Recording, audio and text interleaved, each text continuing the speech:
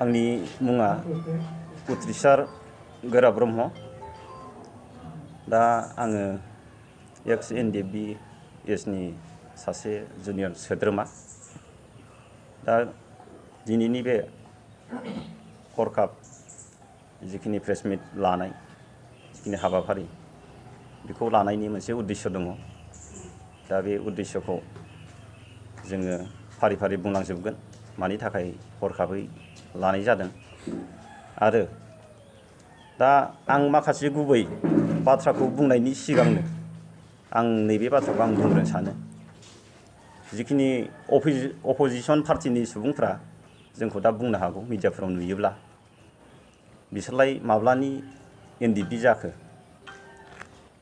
माब्ला एनडिएफबिआव जयेन जाहैनाय, बेफोरबायदि अपोजिशन पार्टिनि सुबुंफोरा बुंबाय बायनो हागौ। आरो दा जों माबोरै एनडिएफबि एस बे मुंखौ बोरै मोनखो आरो जों माबोरै एनडिएफबि एसआव बोरै जयेन जाहैखो बिनि उद्देश्यखौ आङो सुंद'यै आङो बुंग्रोगोन माखासे इम्परटेन्ट बाथ्राखौ बुंनायनि सिगांनो।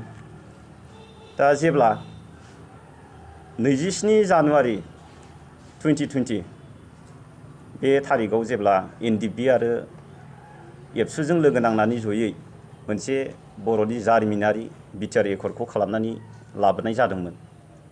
आरो बै बिटिआर एकर्ड खालामनायनि सिगां आरो उनावहाय एनडिएफबि एसनि दैदेनगिरि सारमोना एनडिएफबि एसनि पपुलेसनखौ खम जानायलाय सरकारनि सिगाङाव माखासे एनडिएफबि एसनि केडार्सफोरखौ गोबां दिन्थिनो थाखाय सरकारनि नोजोराव एनडिएफबि एसनि केडार्सफोरखौ थारमाने गोबां दिन्थिनो थाखाय बेवहाय बिटिआर एकर्डनि सिगां आरो उनाव बेखौ सेपारेटलि गोदानै जयनिं केडार्सफोरखौ नांगौ जानायलाय लासावनाय जादोंमोन। दा थिग बिदिनो जोंबो बै गोदानै केडार्सफोर लासावनाय समाव जोंबो सेपारेटलि बेवहाय थांनाय जादोंमोन। जोंनि कख्लाबारि सिमला सेक्सन एरियानिफ्राय 178नि बारा बेवहाय जोङो गोदानै एनडिएफबि एसआव जयेन जाहैनाय जादोंमोन।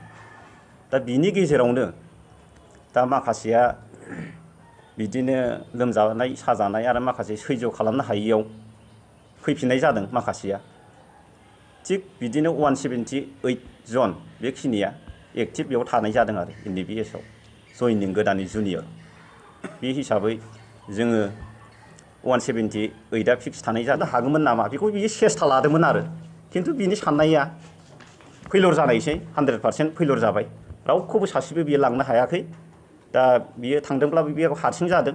ओमफ्राय जायफोर बेजों लोगोआव दङ जयेन जादों गासिबो बिपिएफनि मानसिखा आरो नांगोलाव सापर्ट खालामग्रा मानसिखा। जोंनि गोदानै थांनाय रावबो गैया। दा बिसिनि उद्देश्यआथ' बेनो जाय जयेन जादों बिसिनाथ' सासे जयेन जानाय मानसियानो मोनफ्रोमबो जायगायावनो जयेन जाफ्लेबाय थायो। बे मोनसे हुदा दं बिसिना। खेबसे जयेन जाबा खेबब्रै खेबबा सासे मानसियानो जयेन जाबाय थायो। बेबायदि हुदा आरो बिसिना। दा मिथिं दावथिं जेरावबो खालामब्लाथ' मानसियानो जाखाला नालाय। दा थिग बिब्दिनो गोजान गोजाननि मानसिखौ बुथुमलाबायनानै दाख्लै लाबोनाय खोनादोङो।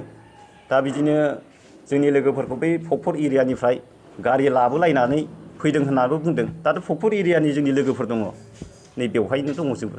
गासिबोथ' गारि लानानै फैयाखै। दा ओरैबायदि मिसलिया खोथा बुंदों नैबे धनबिर औवारि दाब्लिउ दानसिया। दा बेखौ जोङो गोख्रों रावै जों दा सोंखारियो। दा बिथाङा आफादखौ लानानै जोंनि ग्रुपखौ लानानै बिथाङा नामखौ फानसावनाङा। गाव थाङोब्ला हारसिं थांथों।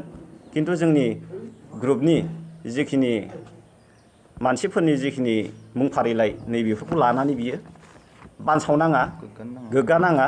जों बेखौ गोख्रों रावजों बिथांखौ सोंखारियो।